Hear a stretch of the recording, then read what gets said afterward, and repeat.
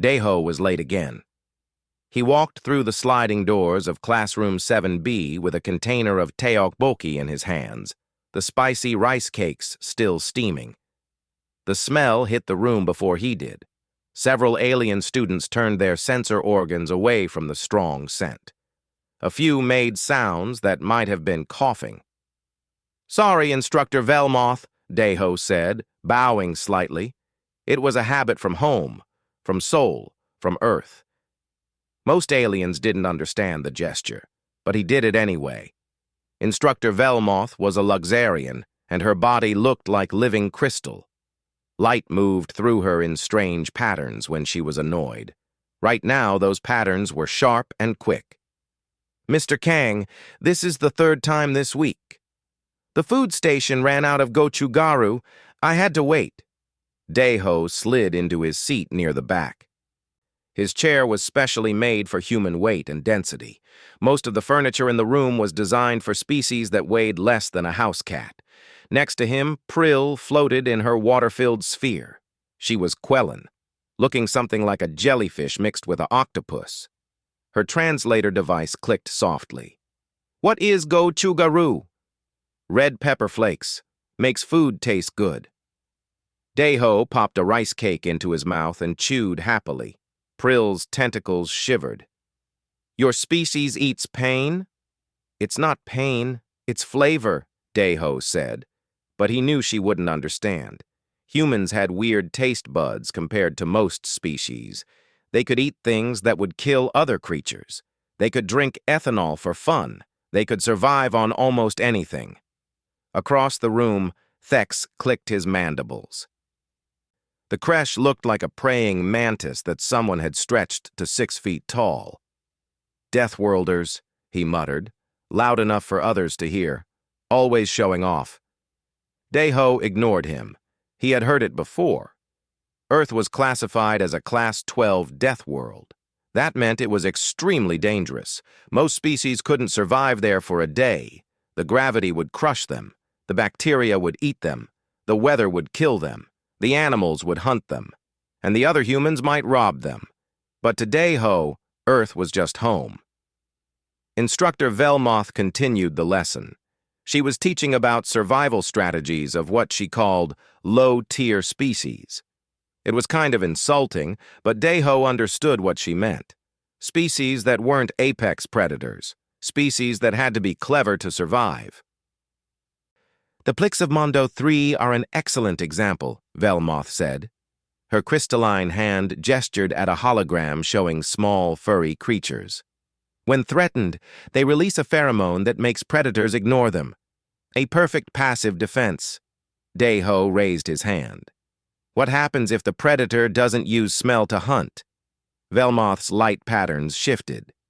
"Then, the Plix would likely be consumed." "Why do you ask?" "Just curious. On Earth, we have predators that hunt by heat, by sound, by electrical signals, by movement. Some even hunt by taste in the water." Deho shrugged. "Relying on just one defense seems risky." Several students turned to look at him. Thex clicked his mandibles again, but this time it sounded thoughtful. "Earth is an unusual case," Velmoth said carefully. "Most worlds do not have such variety in their threats." Deho nodded and went back to his tteokbokki. He didn't mention that humans were the reason there was so much variety. Humans had spread across every environment on Earth. Deserts, tundra, mountains, oceans, jungles. And they had learned to deal with every predator, every danger, every challenge. Not by being the strongest, not by being the fastest, but by being stubborn and clever and willing to eat literally anything. The lesson continued. Deho only half listened. He had noticed something odd. The ventilation grate above the door looked wrong. It was open slightly, just a crack, and the air pressure in the room felt different. His ears had popped when he came in, but he had thought it was just the station's environmental systems adjusting. Now he wasn't sure. He looked around the room. 30 students. One instructor. All of them focused on the lesson. None of them had noticed anything wrong. Maybe he was being paranoid. His mother always said he worried too much, but his father had taught him something else during his military service. Dai ho ya, trust your instincts. They kept our ancestors alive when smarter things wanted to eat them. Dai ho stood up. Mr. Kang? Velmoth's light patterns showed confusion. Sorry, I just need to check something. He walked toward the door, looking up at the ventilation grate. This is highly irregular. Please return to your seat. Just 1 second, I think. The lights went out. Complete darkness swallowed the room. Students made sounds of alarm in a dozen different languages and frequencies. Dai-Ho froze, his hand halfway to the grate. His human eyes started adjusting immediately, pupils dilating to catch any available light. Something moved in the darkness. Fast, too fast. A student screamed. It was Miri, the small Quellen near the front of the room. Emergency lights kicked on, bathing everything in red. And there, standing in the center of the classroom, was something out of a nightmare. A Vrax assassin. Dai-Ho had seen pictures, but pictures didn't capture the reality. The creature was 7 feet of reptilian muscle and razor-sharp biology. Its scales were dark gray, almost black, designed to absorb light. Its arms ended in bone blades that looked like they could cut through steel. Its eyes were flat and cold. It had one clawed hand on Instructor Velmoth's shoulder. The crystalline teacher was frozen in fear, light patterns stuttering. The entire classroom went silent. The Vrax spoke in perfect common tongue, its voice like gravel grinding. Do not move. Do not activate any devices. I am here for the daughter of Ambassador Krill. The Quellen called Miri. Give her to me and the rest of you may live. Miri made a sound like water being squeezed from a sponge. She was terrified. Dai-Ho's heart was pounding. Adrenaline flooded his system. His hands started shaking. But not from fear, from his body preparing to move, to fight, to do something. And then, before he could stop himself, he laughed. It wasn't a big laugh, just a short, surprised sound. But in the silent, terrified classroom, it was as loud as a gunshot.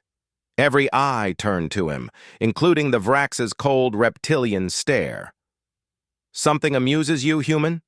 Dai-Ho swallowed. His mouth was dry, but the adrenaline was singing in his veins, and his brain was working overtime, and he heard himself say, Seriously? During midterms? The Vrax tilted its head, confused, and Dai-Ho thought, well, I'm committed now. He put down his container of teokbokki and cracked his knuckles, the sound sharp in the quiet room. You picked the wrong classroom, friend. The Vrax assassin studied Dai-Ho like a bug under glass. Its blade arms flexed slightly, a gesture that made several students whimper. You are either very brave or very stupid, human. My friends say both, Dai-Ho replied. His voice sounded steadier than he felt. Inside, his body was doing what human bodies had done for millions of years. His heart rate jumped from 70 beats per minute to over 120. His blood pressure spiked. His liver dumped glucose into his bloodstream. His adrenal glands squeezed out a cocktail of chemicals that made him feel sharp and fast and alive. He was scared. Terrified, actually. But fear didn't make humans freeze like it did most species. Fear made them move. The Vrax took a step toward Miri. I will not ask again. Give me the Quellen. Can't do that, Dai-Ho said. He moved without thinking, stepping between the assassin and Miri's desk. 20 feet separated them now. It felt like 20 miles and 20 inches at the same time. Memories flashed through his head. Random things. Crossing the street in Seoul during rush hour, dodging between cars and motorcycles and buses, his mandatory military service crawling through mud while sergeants shouted, hiking Bukhansan Mountain with his father, slipping on wet rocks, catching himself. Swimming at Haeundae Beach when a riptide caught him, the moment of pure panic before training took over. His father's voice in his head, The world doesn't pause for fear. You move or you die. You are one human, the Vrax said. Its voice was patient, like it was explaining something to a child. I am Vrax. We have a 98% mission success rate. We are bred for killing. Our blades can cut through most armor. Our reflexes are 3 times faster than human standard. You have no weapons, no armor, no chance. Deho nodded. Yeah, I know. I read about your species. Very impressive. He rolled his shoulders, loosening muscles. But you know what? I'm from Earth. That means nothing to me. It should. Deho smiled, but it wasn't a happy expression. See, on Earth, humans aren't the strongest thing. We're not the fastest. We're not even close. We've got bears that can crush skulls, cats that hunt in the dark, sharks that smell blood from miles away, snakes with venom that stops your heart, spiders that eat your flesh. And that's not even counting the weather or the diseases or the other humans. The Vrax's tail twitched. Your point? My point is that we survived anyway. You know how? Deho's hands moved to his belt. Slowly, carefully. We learned to be mean. We learned to be stubborn. We learned that when something wants to kill you, you don't just give up and die. You make them work for it. He unbuckled his belt and wrapped it around his left hand, the buckle facing out. It wasn't much of a weapon, but it was something. This is foolish, the Vrax said, but Deho heard something in its voice. Uncertainty, maybe. Confusion. Move aside or I will kill you first. No, Deho said simply. Behind him, Prill made a gurgling sound. Deho, don't. Please, it will kill you. Probably, Deho agreed. His eyes never left the Vrax. But it's going to remember me. The Vrax's blade arms extended fully. They caught the red emergency light and gleamed like fresh blood. So be it. It moved.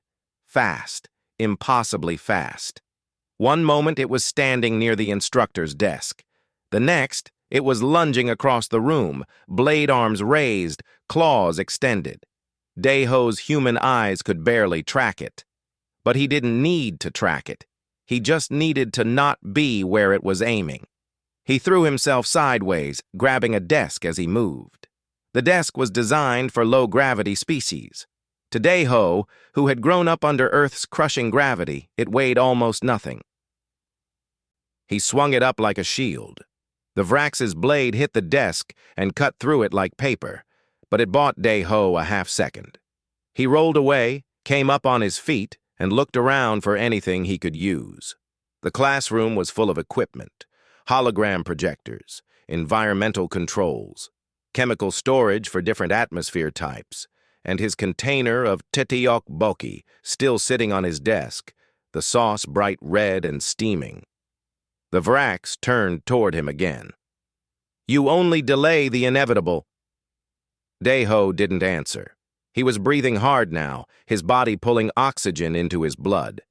Humans could breathe, could keep going, could outlast almost anything. On Earth, ancient humans had hunted by chasing animals until they collapsed from exhaustion. It took hours, sometimes days, but humans just kept coming. That was the secret. Humans didn't give up. The Vrax struck again.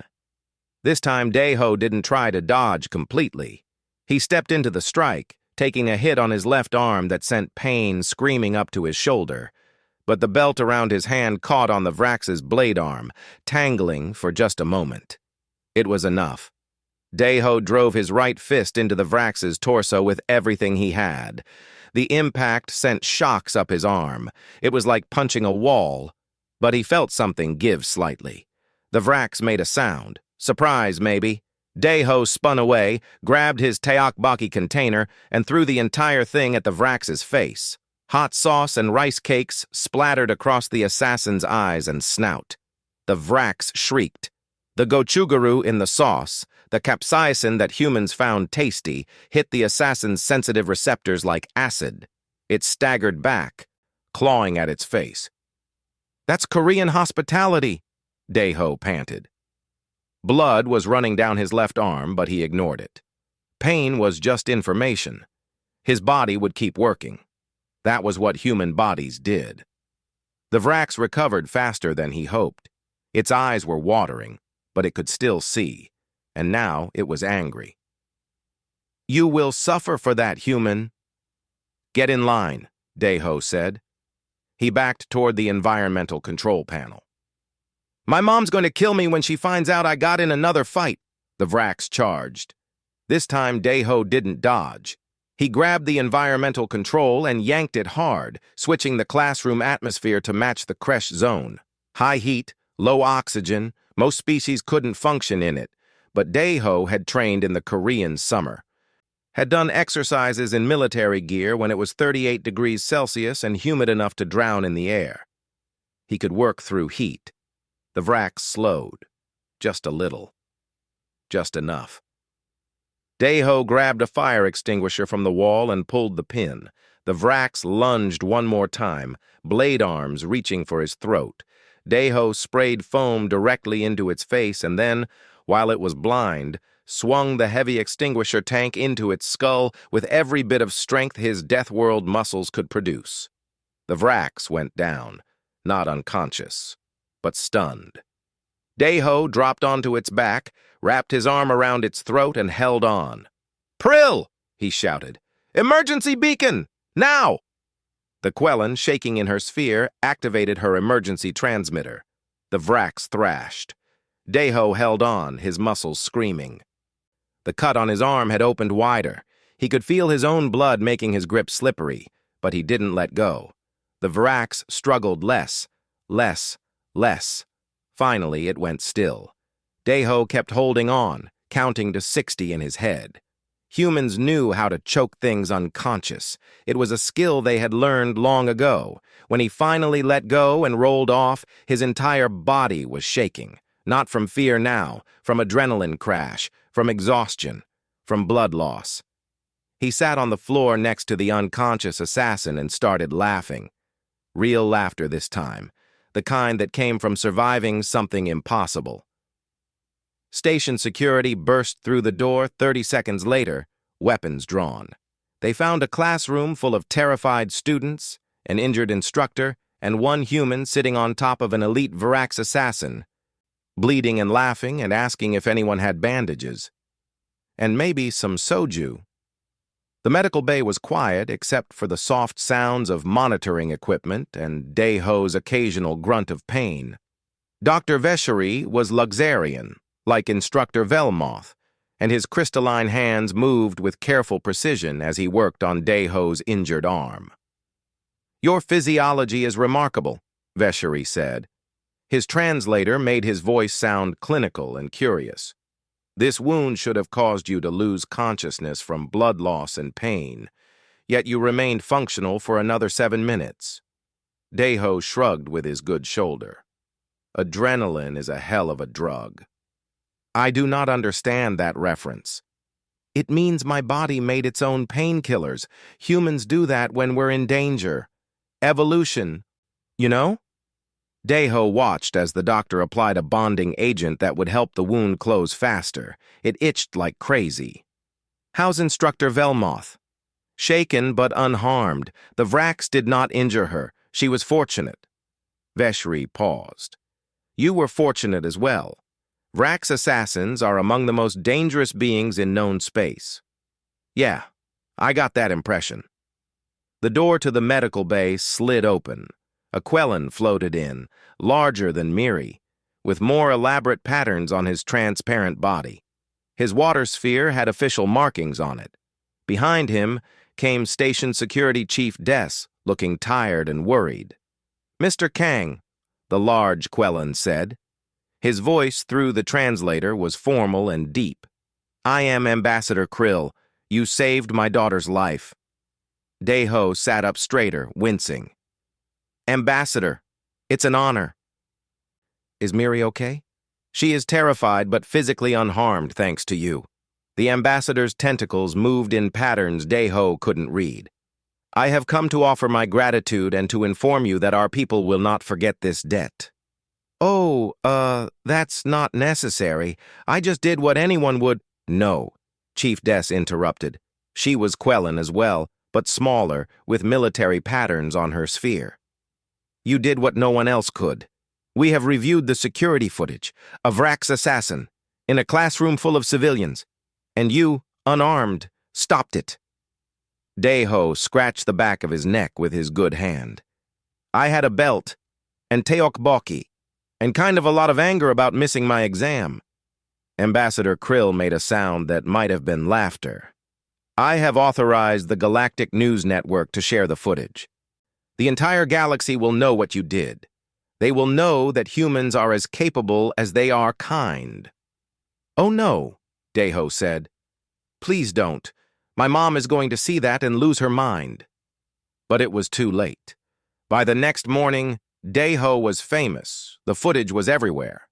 Human student defeats elite assassin. Deathworlder shows true nature. Why Earth should be reclassified to Class 13. The headlines ranged from admiring to terrified. Deho watched some of it on his datapad while eating breakfast in the station cafeteria. Someone had brought him proper Korean food from the human sector, kimchi jjigae, rice, and banchan. It tasted like home. Prill floated over to his table. May I sit with you? Of course. Deho gestured at the space across from him. How are you doing? I cannot stop thinking about what happened. Her tentacles twisted. I have been researching Earth. I did not understand before. Your world is... It is terrible, Deho. How do your people survive? Deho took a bite of kimchi and thought about it.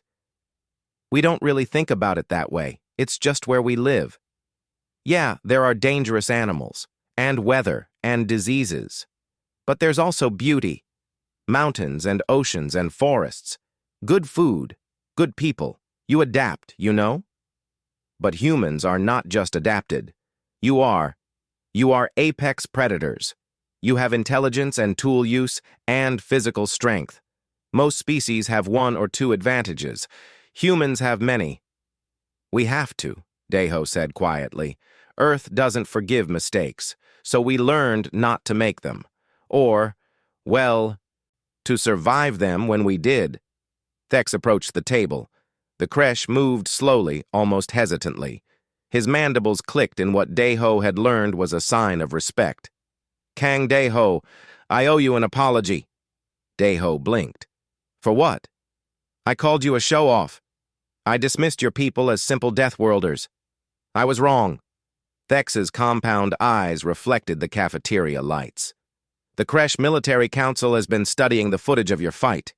They say you employed 17 different combat techniques, adapted to the environment, used improvised weapons, and demonstrated psychological warfare. All while injured, they wish to invite human instructors to teach our soldiers. That's... wow. Okay. Deho didn't know what to say. I wasn't really thinking about technique. I was mostly just trying not to die. That is what makes it impressive, Thex said. You did not freeze. You did not flee. You fought. More students approached throughout breakfast. Some wanted to thank him. Some wanted to ask questions about Earth. Some just wanted to stare at the human who had beaten a Vrax assassin with spicy food and stubbornness. It was overwhelming.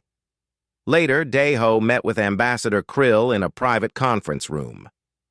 The ambassador had brought gifts, traditional Quellen art pieces, and an official Medal of Honor from his homeworld.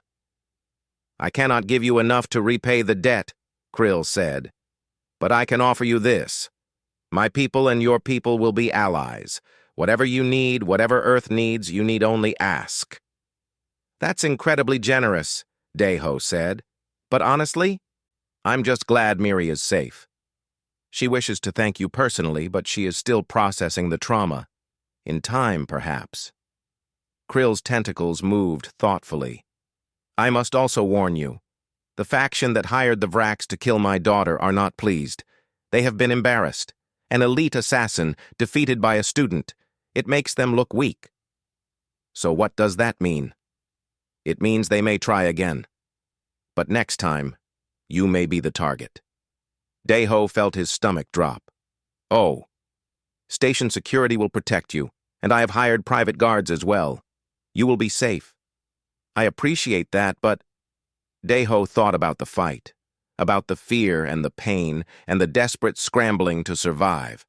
I can't hide forever, and I have exams to take, classes to finish. I came here to learn, not to be a soldier. I understand. But please, be careful. That evening, Daeho returned to his quarters and found a message waiting. It was from home, from his mother. He opened it with his heart in his throat. His mother's face appeared on the screen. She was in the kitchen of their Seoul apartment. She was crying. Daeho-ya, she said in Korean. I saw the news. I saw what happened. You could have been killed. Do you understand? Killed. I didn't send you to space to fight assassins. I sent you to study. She paused, wiping her eyes. But I also saw how you protected that girl, how you stood between her and danger, and I am so proud of you. Your father is proud. Your grandmother called and said you have the spirit of our ancestors. She smiled through her tears. Just please, please be more careful. Come home safe. I made galbi for when you visit next month. Come home and eat well. The message ended. Daeho sat in his quarters, alone in the dark, and let himself cry a little. From relief, from homesickness, from the delayed reaction to almost dying. Then he wiped his eyes, made himself some instant ramyeon, and started studying for his makeup exam. Because that was what humans did. They survived. They cried. They ate comfort food. And then they got back to work. Outside his window, the stars shone cold and distant. And somewhere out there, someone was planning to kill him.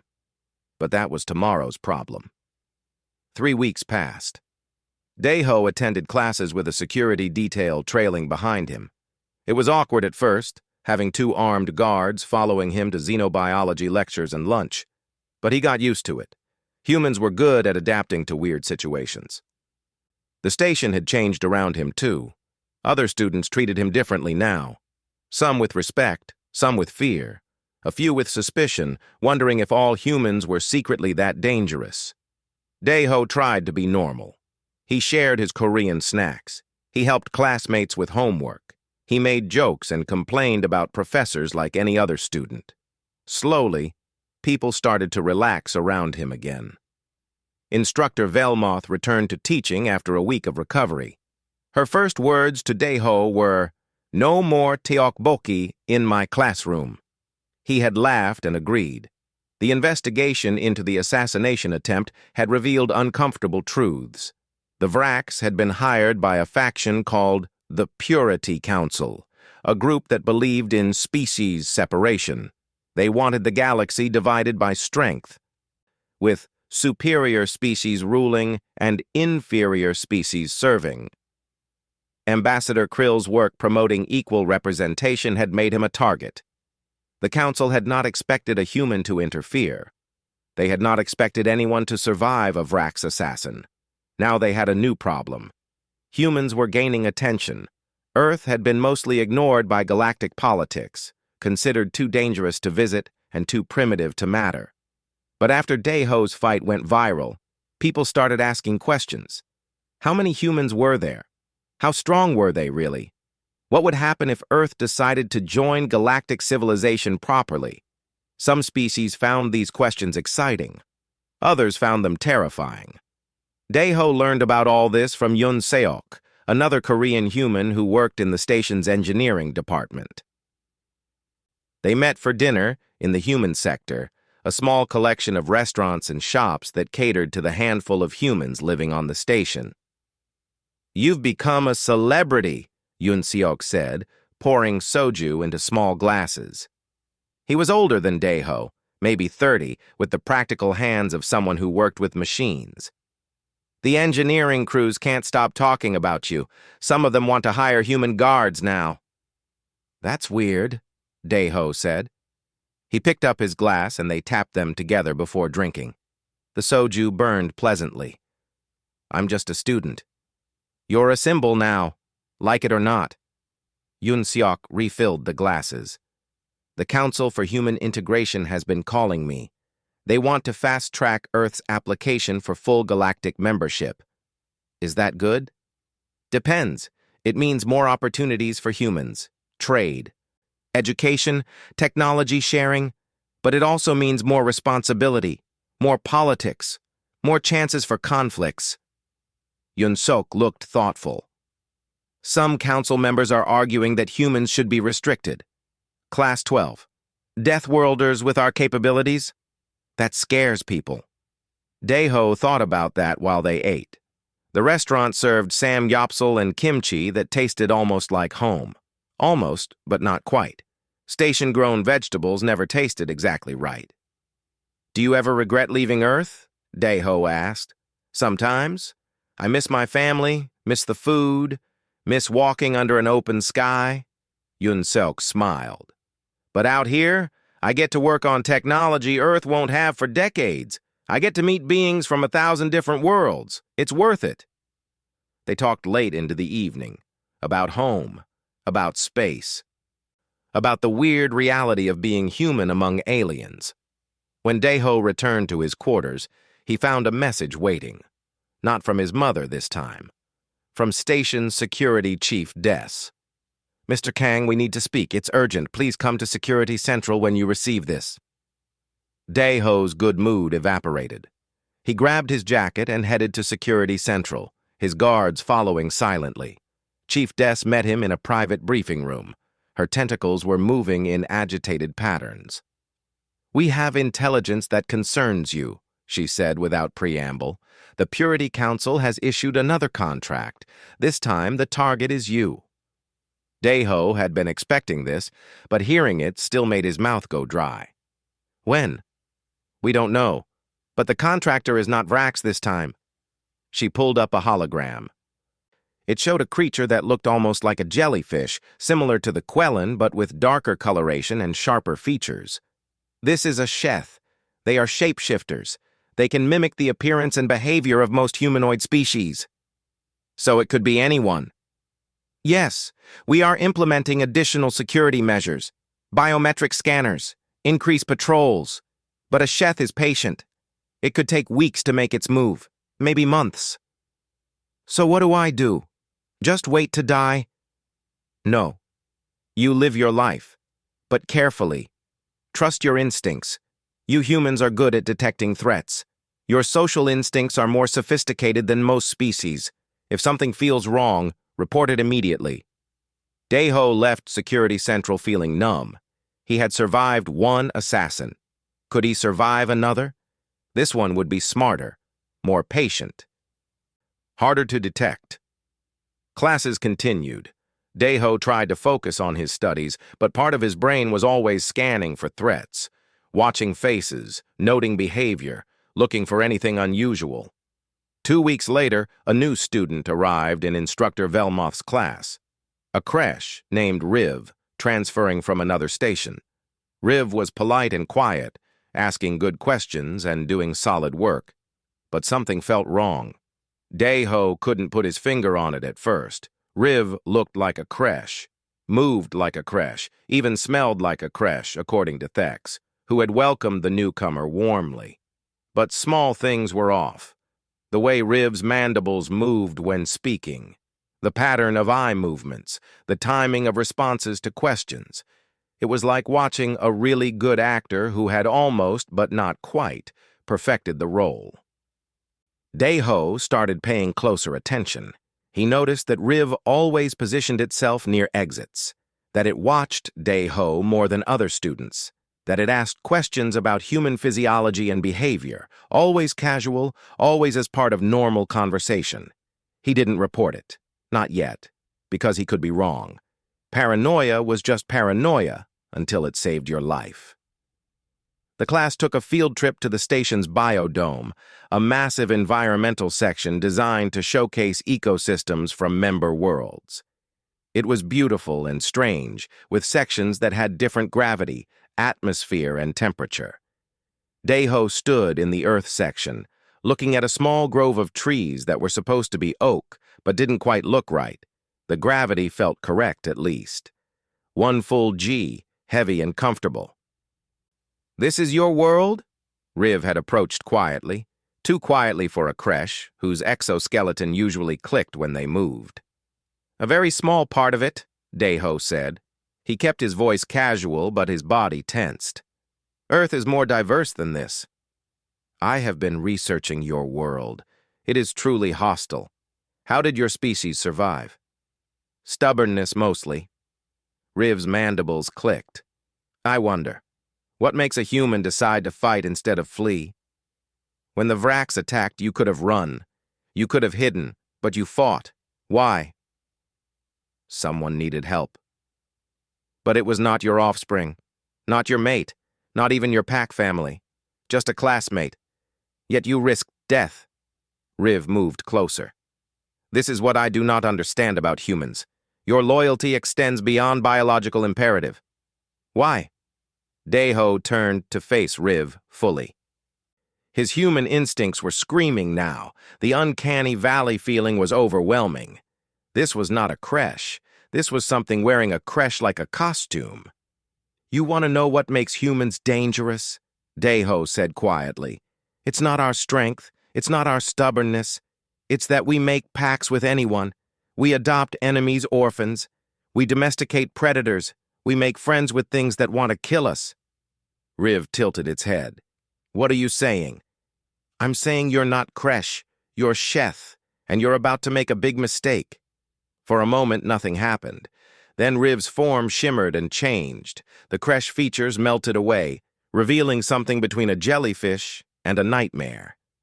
The Sheth's real body was translucent and constantly shifting. "Impressive," it said. Its voice was different now, layered and strange. "How did you know?" "You moved wrong, talked wrong, asked the wrong questions." Deho backed away slowly, reaching for his emergency beacon.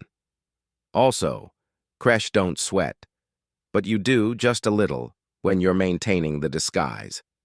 The Sheth moved impossibly fast, its tentacle wrapped around Deho's wrist, stopping him from activating the beacon. "The Council sends their regards," it hissed. Then everything happened at once. The Sheth's grip on Deho's wrist was like steel cable. Its body rippled and changed, becoming something sharper and more dangerous. Deho tried to pull away, but the assassin was strong. Then a bright light exploded across the biodome. Prill had followed them. She floated in her sphere, and her body was glowing with intense bioluminescence. The Sheth shrieked and released Deho, its photosensitive cells overloaded by the sudden brightness. "Run!" Prill shouted. But Deho didn't run. He had learned something from the Vraks fight. Running just delayed the inevitable. Instead, he grabbed a handful of Earth-section soil, heavy and full of clay, and threw it at the Sheth's sensory organs. The assassin stumbled, blind from Prill's light and now covered in mud. Thex came charging from around a corner, mandibles spread wide. The real Thex, who had noticed his supposed fellow creche acting strangely and had followed out of curiosity. He released a spray of pheromones, creche warning chemicals that burned the Sheth's receptors. "It's a Sheth!" Thex clicked. "Security! Biodome Section 7! The Sheth recovered faster than Deho hoped. It lashed out with a tentacle that caught him across the chest and sent him flying backward into a tree. Pain exploded through his ribs. He tasted blood. But pain was just information. His body still worked. He climbed to his feet as the Sheth advanced. It had given up on stealth now. Its body was a mass of weapons, tentacles like whips, edges like blades, and a dozen sensory organs tracking every movement. "You cannot win," the Sheth said. Its voice was calm despite the chaos. "I have studied you, studied humans. You are strong, yes, resilient, yes, but I am faster.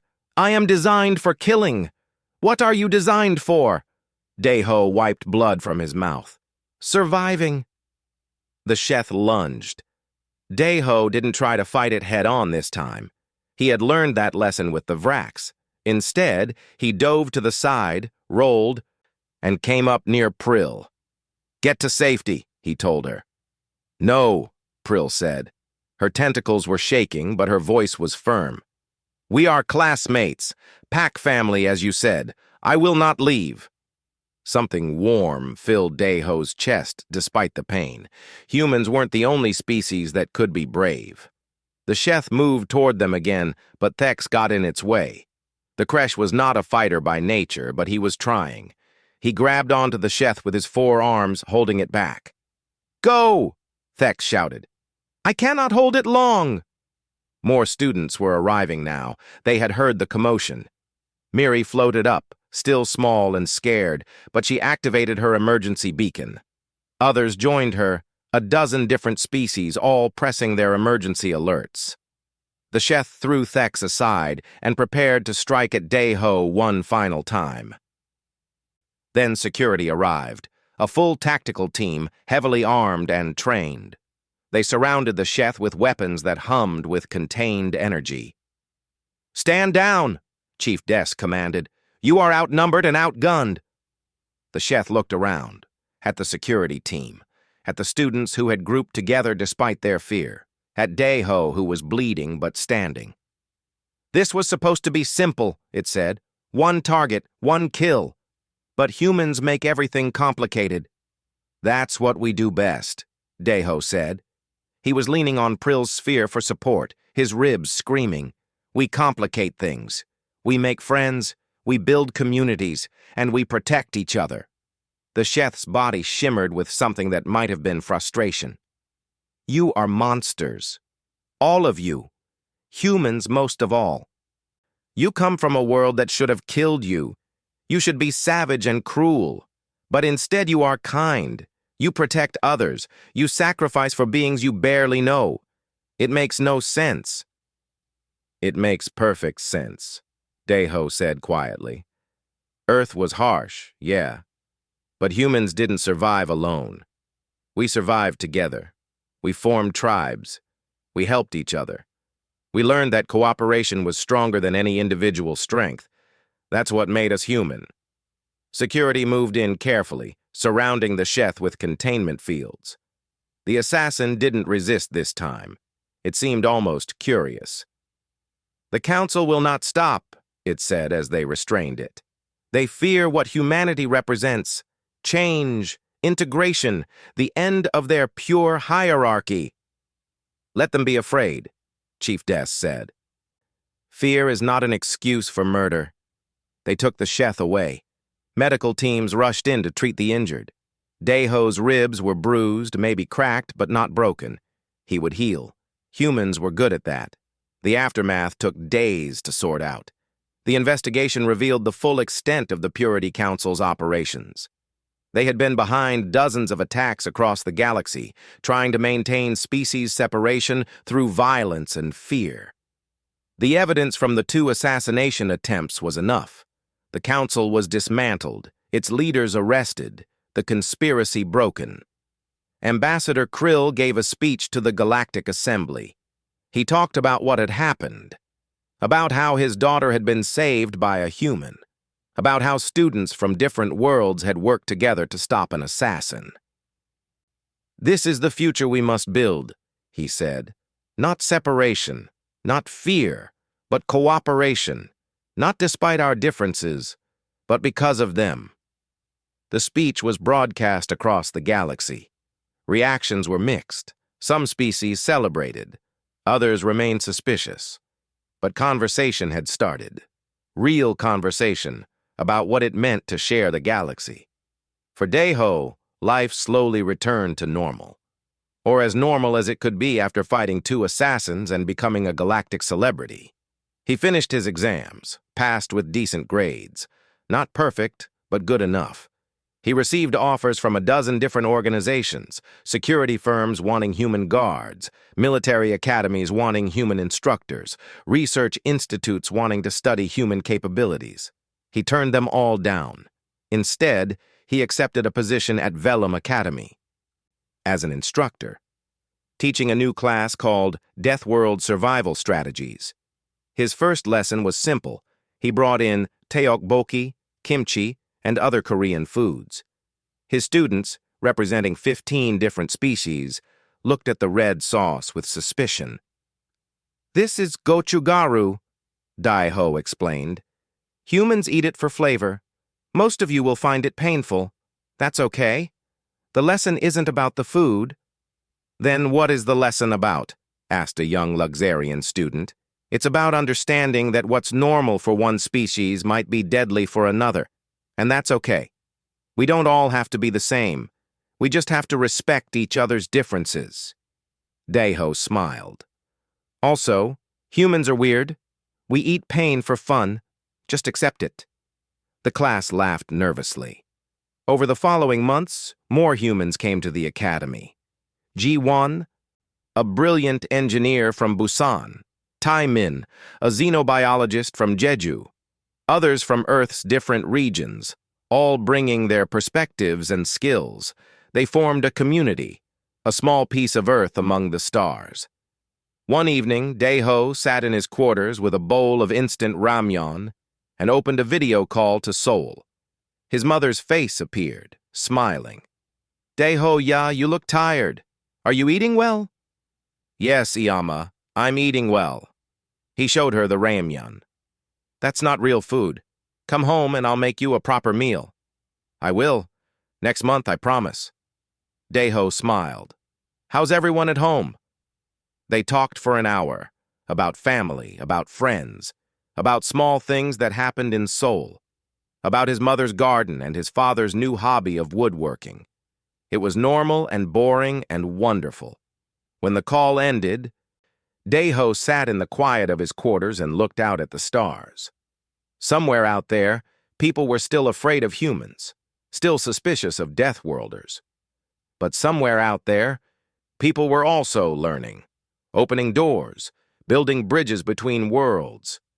Dai-ho thought about his students, about Prill and Thex and Miri, who had all become real friends, about the other humans scattered across the galaxy doing their best. Earth was a death world. That was true. It had made humans strong and stubborn and resilient, but it had also made them compassionate, made them community builders, made them survivors who pulled others up instead of pushing them down. That was the real secret. Not that humans were dangerous, but that humans were dangerous and chose not to be. The next day, Dai-ho walked into his classroom. 30 students from 20 different worlds looked at him with various expressions of curiosity and nervousness. "Good morning," he said in Korean, then switched to Common. "Today we're going to talk about fear. Not how to eliminate it, but how to work with it. Because fear isn't the enemy. Fear keeps you alive, but fear also keeps you from living. The trick is finding the balance." A student raised a tentacle. "How did you find that balance, instructor?" Dai-ho thought about the Vraks, about the Sheth, about every moment he had been terrified and acted anyway. "I'm still learning," he said honestly. "But I'll tell you what I know. You ready?" The students leaned forward, and Dai-ho began to teach.